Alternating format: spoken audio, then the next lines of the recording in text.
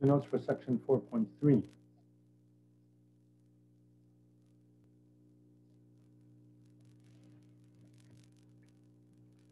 4.3, page 222.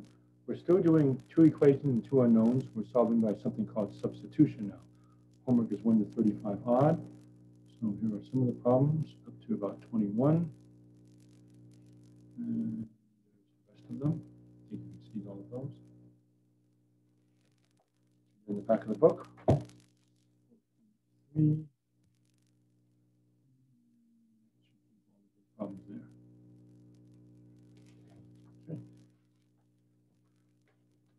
All right, so we're still solving two equations and two unknowns. Number 1, x plus y equals 11, y equals 2x minus 1. Still two equations, two unknowns, just like 4.1, 4.2. Now we're going to do substitution. So since y is equal to 2x minus 1, I can put that right over there.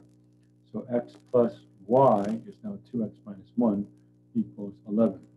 And now if you look carefully, there's only one variable, x. So I solve for x. Add 1 to both sides, 3x equals 12. Divide by 3, x equals 4. Plug 4 back into here. Y is 2 times 4 minus 1, which is 7. So the ordered pair is 4, comma 7. And quick double check, 4 plus 7 is 11. Put a 4 here, 2 times 4 is 8, minus 1 is 7. So it works. Number 7, 3x minus 2y equals negative 2. X equals negative y plus 6. So I pick up this expression and put it right here in parentheses. 3 parentheses x, negative y plus 6, minus 2y equals negative 2. And now if you take a look, there's an expression that only involves y. Distribute negative 3y plus 18 minus 2y equals negative 2. Subtract 18 on both sides. Negative 5y equals negative 20. Divide by negative 5, y equals 4. Put 4 right there. Negative 4 plus 6 is equal to 2. So the ordered pair is 2, comma 4. All right, so it looks like the idea is to either have x isolated or y isolated. It doesn't matter which is which. Y equals blah, blah, blah. Put that in there. Or x equals blah, blah, blah. Put it over there. The next one, you don't have a variable isolated. 13, x plus 3y equals 4. X minus 2y equals negative 1. So before you start, you want to isolate one of the variables. Okay, so I've decided to isolate x in the second equation. So if I add 2y to both sides, x equals 2y minus 1, then I pick up that expression and put it right over there. So if you don't have a variable isolated, then isolate it. X, 2y minus 1 plus 3y equals 4. 2y plus 3y is 5y. 5y minus 1 equals 4.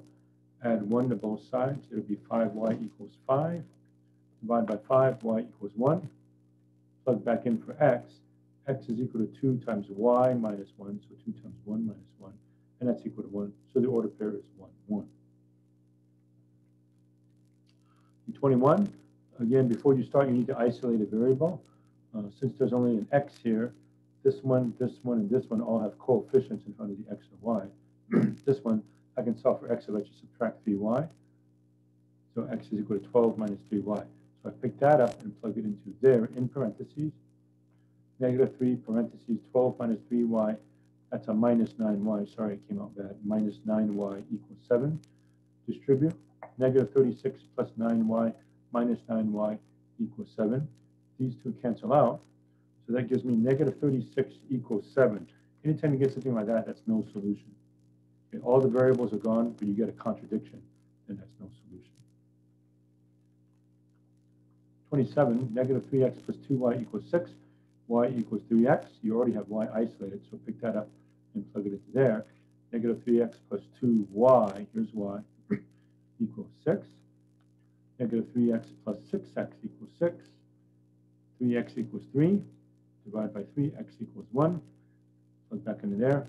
Y is equal to 3. So the ordered pair is 1, 3. 33 is a little bit unusual because they already give you y equals 10. Don't let that trip you up. They already give you the y coordinate. Just pick that up and plug it right into there. 7x minus 11 times 10 equals 16. 11 times 10 is 110. Add 110. 7x equals 126. Divide by 7. X is equal to 14. So the ordered pair is 14, comma 10.